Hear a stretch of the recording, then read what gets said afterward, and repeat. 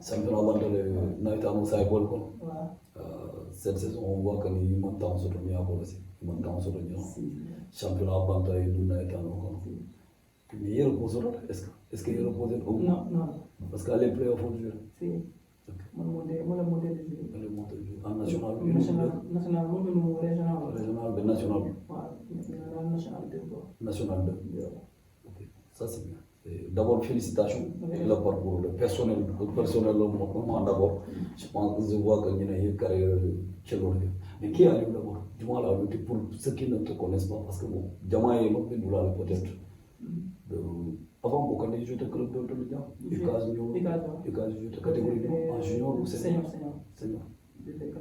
4 ans ça c'est bizarrement nag je n'ai pas eu la chance de suivre UCAS mais Bokandé vraiment j'étais tellement suivi une saison pratiquement ni tata Bokandé te ni Matar de ati nan tata jiitu très sincèrement parce que bon moom sama xol des autres c'est ça qui Aliou voilà Aliou benn jeune la bu dëkk Sédhiou bëgg football yéen ci wàllum football sport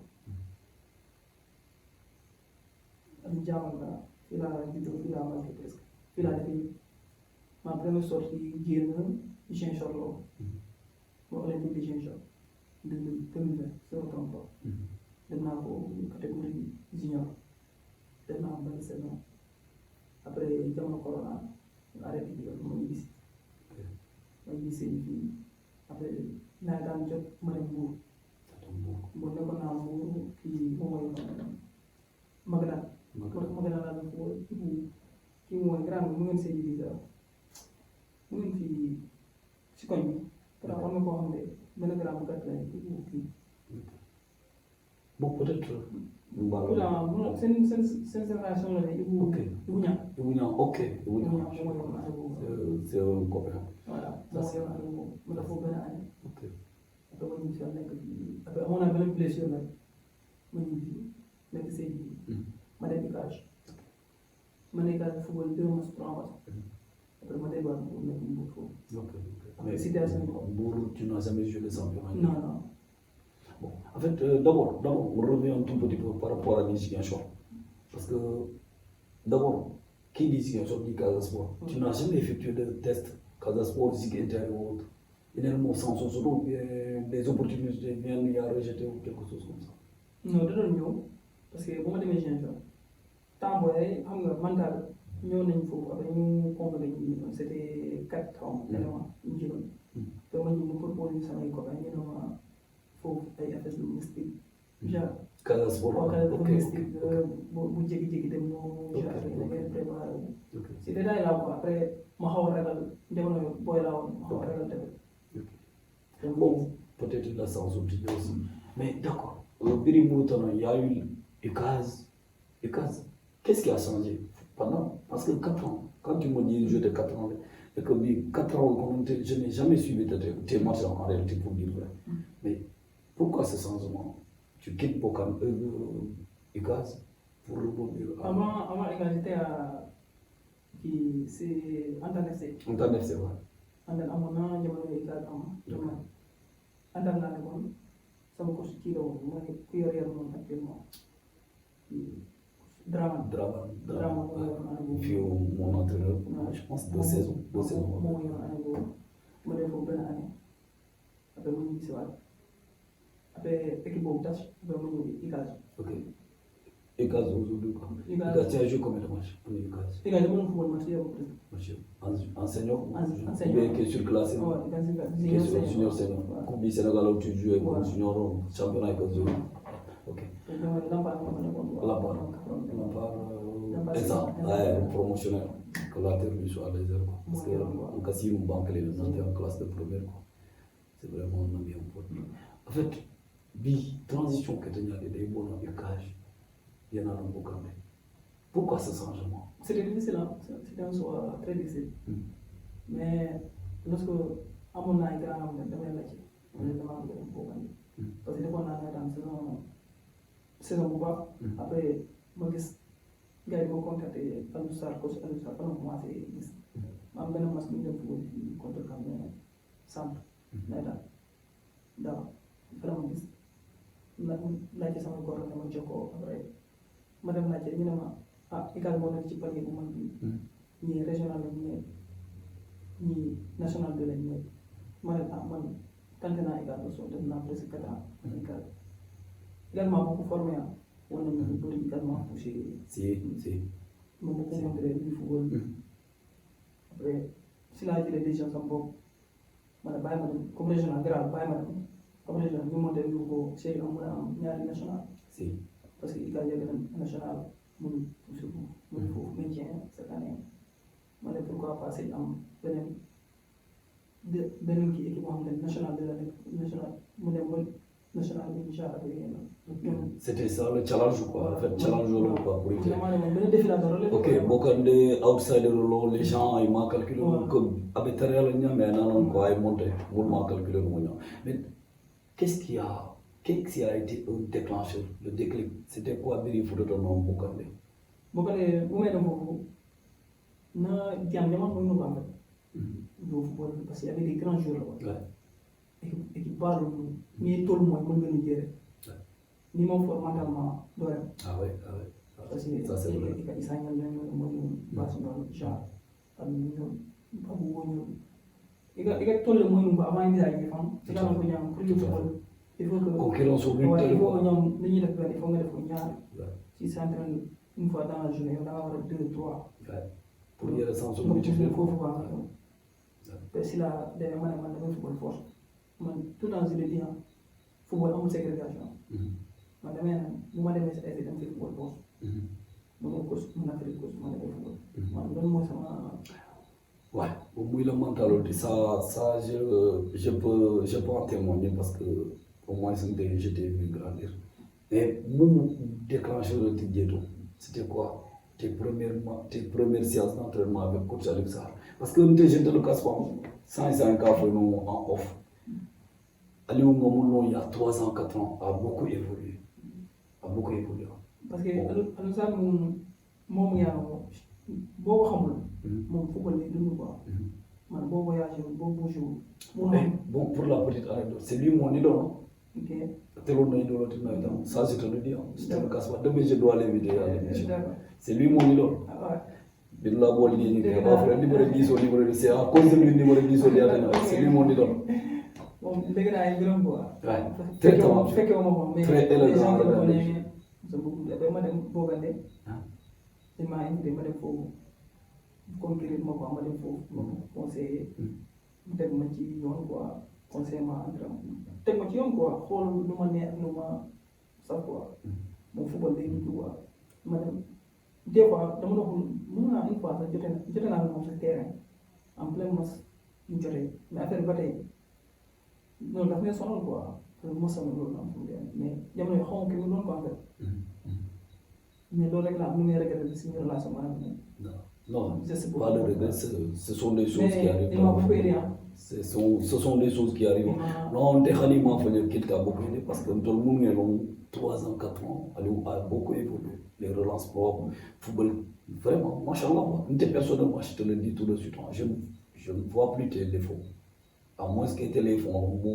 mon le cœur fond non mais personnellement je ne vois plus tes défauts parce que mentalement tu as changé tu as évolué un Aliou Diamanga qui te dit aujourd'hui j'ai regretté cette action d'avoir eu des altercations avec un entraîneur bon il n'y a aucun regret ce sont des choses qui arrivent les grands joueurs ont eu des altercations avec leur coach ce sont des choses qui arrivent et d'ailleurs c'est ce qui a motivé aujourd'hui changer toi aussi après ci laa dem ma xam ne fii il faut ma réalité du temps kese moo ko mën a génne quoi il faut ma respecter ay consignes respecter leur entraînement respecter loi yi fa nekkoon yi ñu teg si après noonu lañu nekkee ba première journée moo juumul latéral laa football latéral la mu pousse football latéral match bi jeex deuxième journée mu ñëw mu ngi am 6 boobu dañoo dem match am ñu am 6 mu wóoloo match bi jeex c'est troisième match après ñu si mu delloo ma keroog laa jël sama place nga commencé dellu ci sa poste de prédilection mais ça c'est comment est-ce que bii et que évoluer moo ñaanile dans ces registres maanaam tu as une aisance aujourd'hui tactique mu yàlla bu ñëwee dundi 6 on a comme l'impression que tu as toujours démarré à ce poste ni pour le défenseur comme stopper, c'est comme si bille poste au fond, non. Tu deviens libéral, c'est autre chose. Arrière droit, c'est autre chose. Pourquoi ça? Pourquoi vous facilitez à voter pour le tour? Parce que damaa dem ba miin zone bi quoi zone si zone football bi quoi. malgré xale la mais damaa yegg ci tey mun naa yàgg naa ci milieu football. Ok. dem naa ba j'ai compris beaucoup de choses, j'ai appris à grandir en fait. Ok. Après la hip map, quoi. C'est-à-dire que anglais ka hip map, c'est-à-dire que la zone évolution du football, c'est-à-dire que tu as fait d'aller à la quoi. Voilà damaa dem ba j'ai compris les gens ma xam ne ñi ma nekkal ñan la mentalité nit munoo ne ni nga mel kii noonu la war a yamal noonu la war a mel kii noonu la war a mel. ku nekk ak sa hygiène de vie quoi ni ngay dundee ko nekkoon naa benn xam sama xol moom ma sonal ma quoi mun naa ni tey mun naa wax ni tey moom ma gën a taaral ci li ma nekk. parce que j'étais quelqu'un de je m'énervais trop vite trop quoi dama doon jàppante ak nit ñi mais damaa dem ba toog un jour ma ne il faut que j'apprenne à grandir quoi parce que y a des choses moom y a des gens qui t'aiment quoi y a des gens qui te suivent. munoo nekk si benn lancé chaque jour ñu ñëw ñu ne am nañu parce que dama doon dem terrain. c'est normal. les souvent gens que autocritique ko koy c'est important. benn jour laa toog ma ne tout le temps bu ñu naan da ngeen football ak benn blanc wala da ngeen football ak benn ay Aliou Fou problème da ngeen koy provoqué parce que day gaaw a mer. moom bu meree dégg na mais ci laa neexee gars yi bëri quoi après ma xam li ma xam ma kuul ci laa ne loolu. tu as appris de tes erreurs quoi. du ma jëlaat carton ci ay wax ci ay détails après ci laa ne jour moomul détail quoi. Tout à fait. En fait, dit assez par exemple, mis à part Aliou Sarr, les coachs nous y ont ni aujourd'hui, quand je te parle aujourd'hui à l'école de drama, quelle est la différence entre les deux quoi? Pour toi qui as travaillé avec les deux. La différence pour dire, Aliou Sarr est trop. Moom moo gën a dëgër. nekk au taquet quoi, que Dramane quoi. Dramane il est plus physique quoi. Il est très émotionnel quoi. dafa moom. am na yow ñu toujours quoi. Ah non, mon frère. C'est Dramane d'aujourd'hui. Dramane a 10 ans, ça est. Il y a des choses qui laissent passer quoi. Ah non, aujourd'hui, il laisse passer, on a souffert. 7 heures, faut 9 heures, on a abordé. Mais bon, il tourne ouf la différence selon été celle-là. C'est-à-dire que l'autre, il est trop. C'est le papa pour le mentir, il est là. Même ils font le dos quoi, qui m'a né. Il arrive à comprendre, des fois, des gens comprendre toujours quoi. Mais alors ça, on n'est plus kilo. Tu prouves, tu joues, tu ne prouves pas. Il y a des choses qui peuvent être quoi. Mon petit côté là quoi. Je pense qu'aujourd'hui, tout l'effectif de Bokandé dira que bon, alhamdoulilah, donc voilà, tu as bien les résultats. Non, il nous a fait. Allez, combien de matchs de jeu? Et vous avez perdu combien de matchs? Avec Bokandé? Nous perdons bien. Ben, match ni lañ am ñeneen ñi dañ ko bañ. À l'époque, mooy suñu première sortie suñu première kii début championnat suñu première match nañ def nii. yaakaar naa waaw bu ma juum naa dañuy dese de ñëw gañ ay sport. Ah ouais, avec la manière, parce que wow, c'est tellement joli à vous regarder les gens, vous traînez des foules, mais préparez-vous l'année prochaine, vous aurez un derby du Pagao, à Tony Ukaz.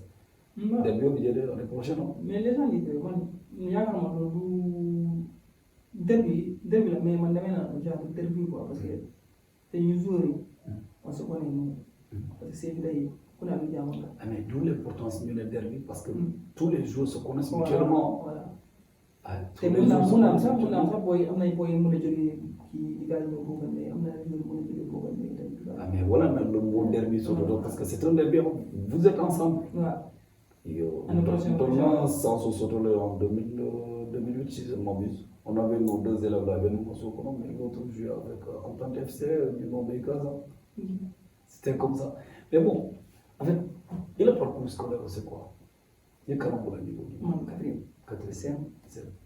Et le football a embrassé depuis lors. Football, parce que depuis son premier scène, la moi, c'est mais dañ ma doon ci di ma ci forcer première parce que bu moom sama yaay mel quoi genre.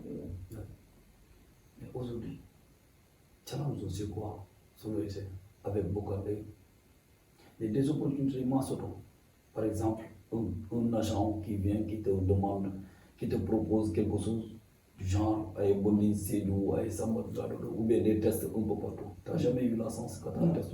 Non. C'est quoi le problème?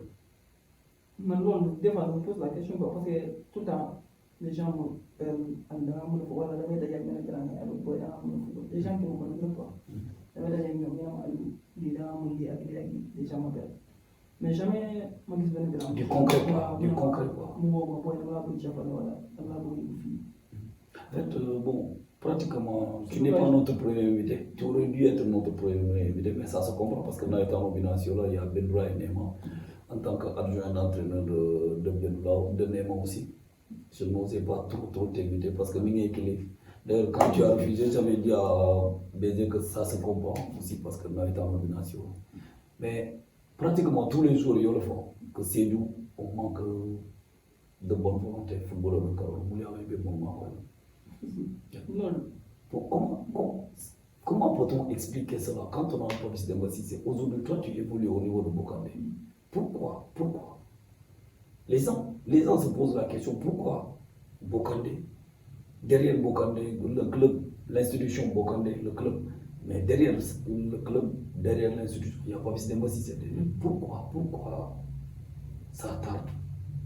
Où se trouve le blocage? Parce que jusqu'à présent, nous les seniors, on attend à ce que lui, ne serait-ce qu'un seul joueur, maintenant, on est au top niveau.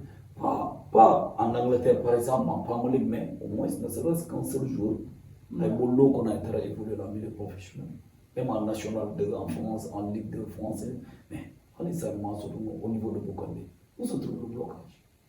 Mais moi, loolu tey bu ma koy wax damay xool ñu fi jot a jóge quoi ñu ma jot a xam ay génération de génération parce que ñaata ay génération ñoom Moussa Sy Jean tey mën naa ne Moussa Sy def moo ci problème boobu yàgg na fi quoi problème bu yàgg man damaa dem ba ne man basé wu ma ci kenn quoi dew ma si man loolu dama koy wax liggéey léegi sax man dew ma woon si Papis Demba Cissé pour que mu yóbbu moom man non en fait non là je te coupe tout de suite excuse-moi en fait c'est normal c'est une obligation c'est devenu une obligation c'est-à-dire que Papis Demba Cissé font rien en France ça se voit aujourd'hui parce que bi nga am dooma jabital Bokandé mais mon frère je te dis la vérité quand il y a Bokandé et Lucas, je te dis, aujourd'hui, il y a plus d'opportunités au niveau de Bokandé que Lucas. Parce qu'il n'y a pas plus de il doit user de son image pour lui nous propulser au sommet.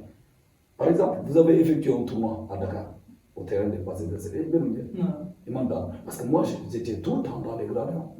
Parce qu'il y a Kousso, que c'est celui de Bazar, Issa qui m'invitait souvent. Mais jusqu'à présent, il y avait un tournoi entre guillemets international parce qu'il y avait des clubs congolais, comme ça. Mais jusqu'à présent, qu'est-ce qui bloque? C'est une obligation. Parce que vous n'êtes pas demandeur, un footballeur qui vient au niveau de Bokandé, il vient avec l'ambition de pouvoir continuer son évolution. Par contre, c'est à Papis Demba Cissé et sa direction, entre guillemets, parce que bon, c'est le cours normal des souvent, pour ces douanes en général. Maintenant, peut-être et le tempérament, comme il faut y avoir, ça a été un blocage quelque part, peut-être. Je dis bien peut-être. Maintenant, le talent est imbattable. Peut-être qu'il y a 3 ans auparavant, et que mon football mais aujourd'hui, tu as mûri sur tous les plans. Je te dis, tu as mûri sur tous les plans. Des opportunités, il y en a sur le plan. Les opportunités doivent se présenter pour nous. Si on doit juger que le football et le footballeur, les opportunités doivent se présenter. Mais où se trouve le blocage? Mais bro, même nous on se pose la question quoi, parce que les gars des cas comme Papis Demba Cissé, d'autres, nous c'est différent. Il suffit d'un coup de sifflet. Tu vois pas ça? Parce qu'il y a des deux matchs, il Premier League, tout qui est bon, il faut essayer de vivre. Tout à fait. Il y a du talent, le potentiel. Mais chaque année, tu le vois. Et pourtant, il y a des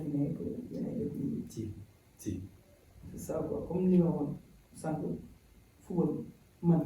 Bon, il y a des gens qui gagnent parce que les gars n'ont pas personne. Je suis entraîné dur. Voilà, matin soir, c'est beaucoup de travail. Parce que d'abord, je ne vois pas. Moi, le négatif, il faut que je Tout à fait. Revenons tout petit peu en arrière. Juste pour ta relation avec Benoula, comment ça s'est né? Parce que je te connais, tu n'es pas un acquis du quartier, mais comment est née ta relation avec Benoula? Je vois déjà effets de la monnaie. Voilà, Benoula, ça c'est la réponse. Si. Comme pas vous sur le quoi, il y a ça sur le quoi. Man, ça premier moi drama no solo. OK. Premier moi drama no ça moi là. Jamono genre fait carrière. Après si là pour nous qui après temps boy dama doon sant suñu ñibbi si mais dama dem ko après miin koñ bi dama doon famille moo ko laa commencé may commencé avec elle commencé créer benn équipe ñu tuddee seen monnaie bu souvent ça après ñu nekk ci di dem ay football di ñëw di football ak ñëw après un jour maa ngi fàttali dama doon dem Fodé Gaba sax mu juum dama doon dem Fodé Gaba mais du ma doon joué quoi dama doon diggante benn la kii laa doon jaawante parce que benn jamono yu xalaat moo faa football parce que mooy jamono yi fa nekkoon dëgg déjà temps booy nekkoon nañu ko mais carrière sax mooy sax dañu ko sol quoi mais xamoon nañu fii mënuñu fee football quoi dañu doon dem fii tamit Fodé Gaba di jéem en place mais lu jotul moom mënoo faire moom. Tout à fait. noonu lañu écarté wu dem toog. Mais c'est là-bas que tu as fait toutes tes classes, c'est-à-dire cadet, il y a cadet commencé. waaw benn laa waay. fa la nekk benn laa man sëñ fi benn laa rek laa football quoi. Tout à fait. mooy année bu ñu àggee laa dem Sénégal. benn année laa c'est normal, c'est normal. Bon, ça se comprend. Tu avais voulu faire une carrière à la Mandini, quoi, cadet, senior, il y a des gars, c'est tout. Et c'est ce qu'on te souhaite aussi, quoi. Non, dis, c'est du par exemple. Le football a évolué là. Le football va à 1000 à l'heure. Est-ce qu'il y a des sites qui font assez doux? Quand je serai grand, je souhaiterais être un défenseur comme tel. D'abord, tu as commencé, tu as toujours été un défenseur ou bien il poste de jeu? L'homme bien, c'est bien. Ouais. On me transforme en central. Six mais bon, il ne t'a pas obligé aujourd'hui. Aujourd'hui, quand tu regardes le rétroviseur, tu lui dis merci. Parce que bon, parce que même comme 6, mais typique, mais machallah, pour cette saison, on osera faire jouer à n'importe quel poste autour de la défense, ça c'est clair. Mais le football a évolué. Est-ce que il quand même avec qualité de joueur il y a des visites médicales même avec beaucoup de navetans il y a des avant les navetans non il y a des signes qui ne sont pas ikaz voilà ils ont demandé là pas parce que c'est l'erreur que beaucoup de clubs commettent aujourd'hui tout comme les navetans c'est la question que je pose d'habitude à tous mes invités c'est-à-dire footballeur sport et parfois il a que booster la coups d'orgue et maintenant on effort d'orgue. C'est comme les navetans, on prend un Yamadou qui est là, à Bafoula, aller pour les 45 minutes, à Maron, tu vois. C'est un peu difficile quoi. Ah, non, bon, je demande pratiquement tous mes invités, souvent dans l'habitat, il faut en amont, il y a visiteur follow quoi. Cette année, Neymar l'a fait pratiquement pour tous ces jours. Parce que c'est important, il y a un cas de décès, il y a bon, en fait, oui, est-ce que Tamboy n'est pas joueur sur le monde idéologique il a fait une quand c'est grand, l'autre qui est un défenseur central ou un 6 ou un joueur bon, moi je te l'ai dit, allez savoir de l'idéologie, même jusqu'à présent. Non, man, Thiago Silva là. C'est lui, énormément si jour en catégorie carré ou senior, lui là. Non, senior, on a qu'il est ah, Sergio, ah, lui aussi, il est très très élément à le voir jouer. Très proche.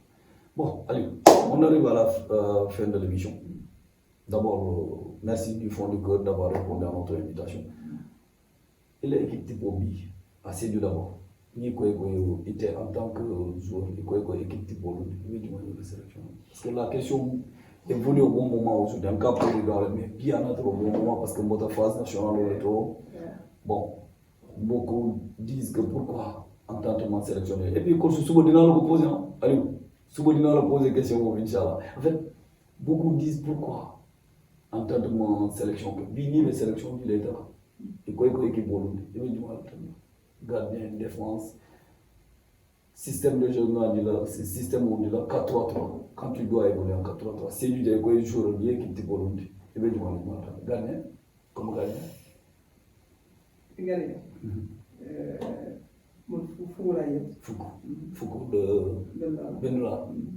Défenseur central. Ramos. Man. Yo. Latéral gauche, Pabissao. Comme arrière gauche, arrière droit. Pabissao, Silica. Ouais, c'est mon nom. Latéral gauche. Latéral droit. Ouais, latéral droit, il veut jouer. Latéral droit.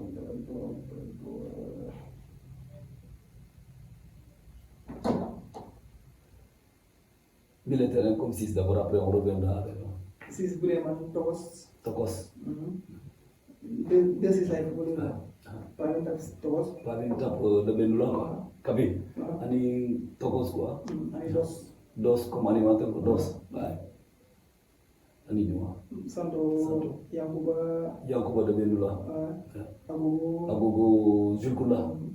Comme neuf. Omar Samate. Omar de Benula, ok. Arrête droit Mourouna. Il veut jouer à quel âge?